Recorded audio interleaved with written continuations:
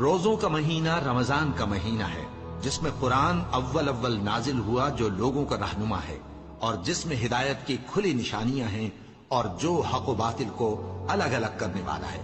تو جو کوئی تم میں سے اس مہینے میں موجود ہو چاہیے کہ پورے مہینے کے روزے رکھے، اور جو بیمار ہو یا سفر میں ہو تو دوسرے دنوں میں روزے رکھ کر ان کا شمار پورا کر لے۔